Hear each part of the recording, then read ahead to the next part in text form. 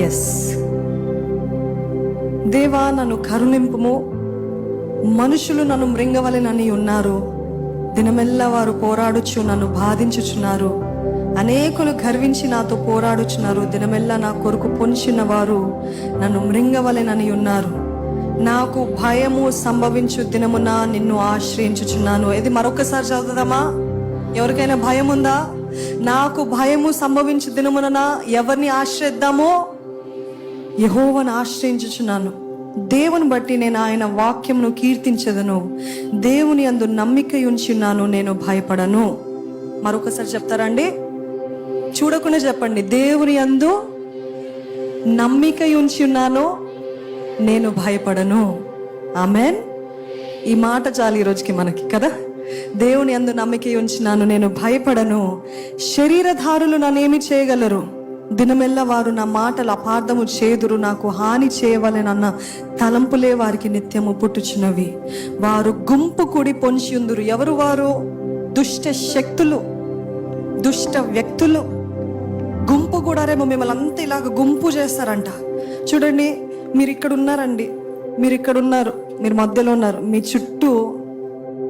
చుట్టూ ఒక సర్కిల్ వలె మనుషులు, దుష్ట శక్తులు గుంపు కూడి ఉన్నారంట. అట్లాంటి పరిస్థితుల్లో లెఫ్ట్కి వెళ్ళచ్చా? ఎందుకంటే అక్కడ మృంగుతారు. రైట్కి వెళ్ళలేరు. ముందుకు వెళ్ళలేరు. వెనకాలకి వెళ్ళలేరు.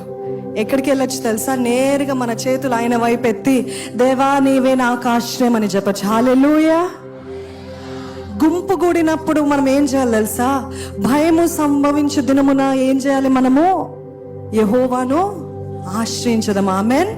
ఈరోజు అర్థం కాని పరిస్థితులు ఉన్నారేమో, ఇరుకుల్లో ఉన్నారేమో, గుంపు కూడిన పరిస్థితులు, దుష్ట శక్తులు. ఎక్కడికి పోయినా ఇబ్బంది. ఇటు వెళ్దామన్నా, అటు వెళ్దామన్నా, ఎక్కడికి వెళ్దామన్నా ఇరుకుల్లో ఉన్నానంటే మీరు నేరుగా ధైర్యముగా కృపా సింహాసనము దగ్గరికి వెళ్ళొచ్చు. హల్లెలూయా. ఈరోజు ఆయన నమ్మదగిన దేవుడు అండి. నా కన్నీలు నీ బుడ్డిలో నుంచబడి ఉన్నవి, అవి నీ కవిలలో కనబడను కదా. నేను మొరపెట్టు దినమున నా శత్రులు వెనుకకు తిరుగుదురు. ఆమెన్.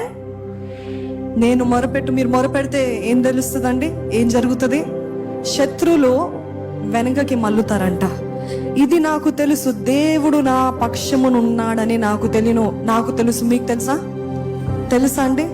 ఎంతమందికి తెలుసు? నిజంగా ఇది ధైర్యం కలిగి ఉండాలి. దేవుడు, this I know that God is for me. Amen. దేవుడు నా